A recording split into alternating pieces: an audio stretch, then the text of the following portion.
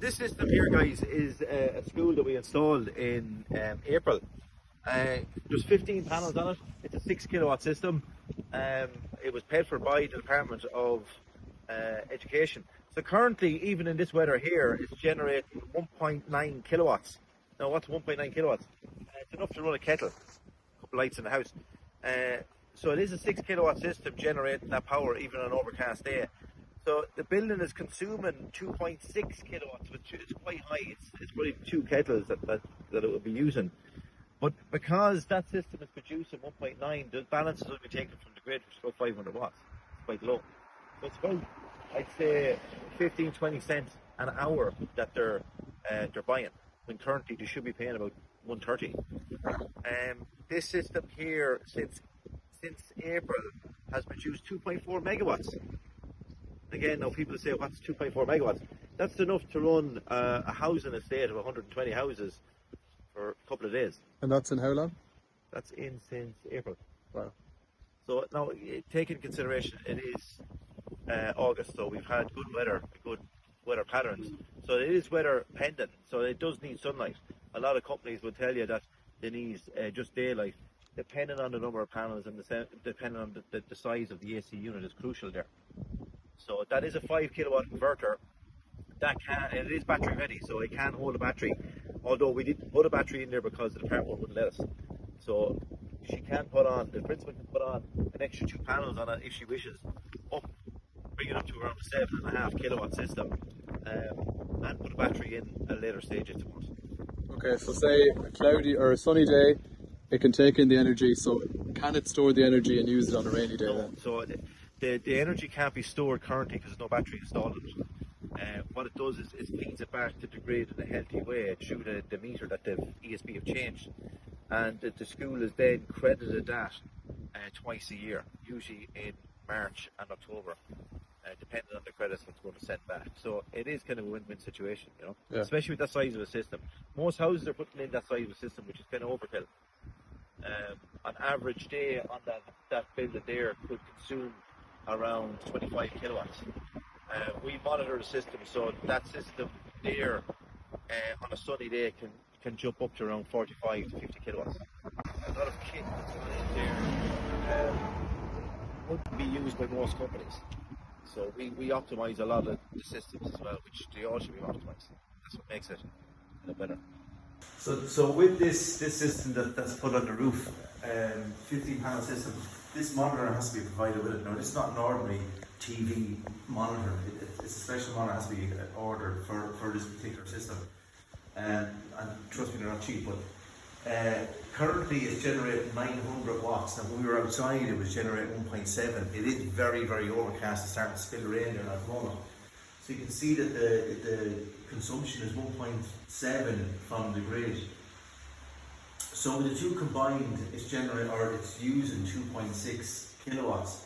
Now I've checked the school here, and there's no elements on. The only thing you can see is all the lights. So it's in the school's interest to look at the LEDs or something like that. All the LEDs will reduce that by at least 50%, you know. Yeah, and what are LEDs? Lower voltage lights. So these are the older lights that are here. And they could particularly get grants for that as well, you know. But Marie knows what she's doing, so I'd leave that with her, but if I can help her, I will. But you'll also see on the right hand side there's 2.3 megawatts has been generated since April. So that's quite impressive. And I'm more impressed that it's an absolute disgusting day out, and the system is still generating 1 kilowatt.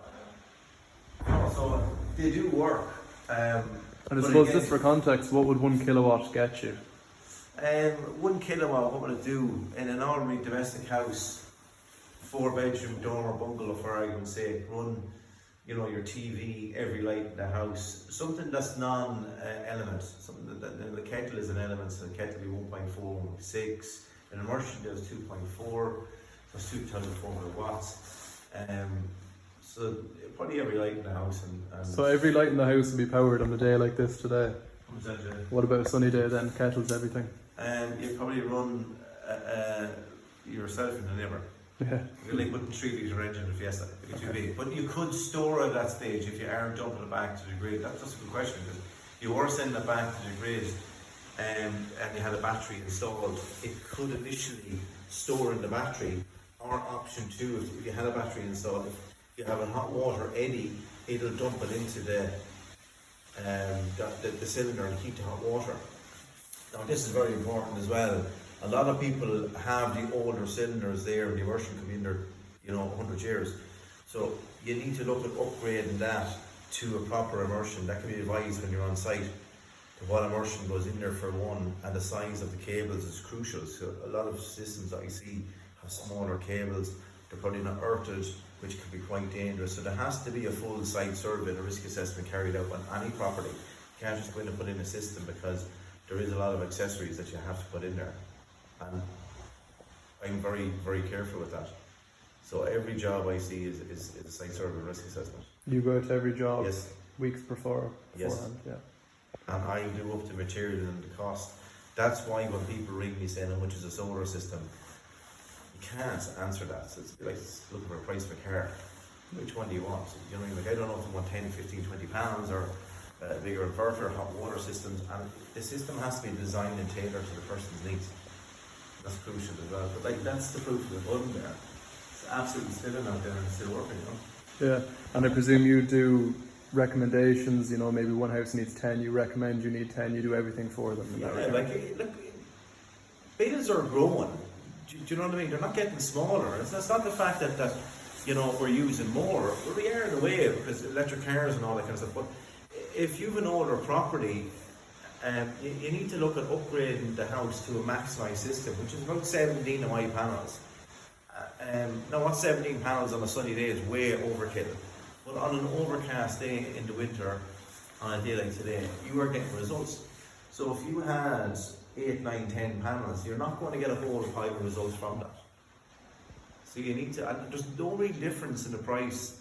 There's maybe a couple of hundred, maybe $1,000 more to go from 10 panels to 17. And everybody that's putting in a system needs to be putting in a hot water assistance for that, which is called an eddy. But again, there's a lot of parts that go on to the eddy as well. It's not straightforward as that. There's cables, there's Harveys, there's lots of other techniques. Because the system is very smart, it talks to the house, to the Wi-Fi. So any accessories that you put on, it actually links back to them. Now you won't see the eddy on the app, because this is only designed for just the solar.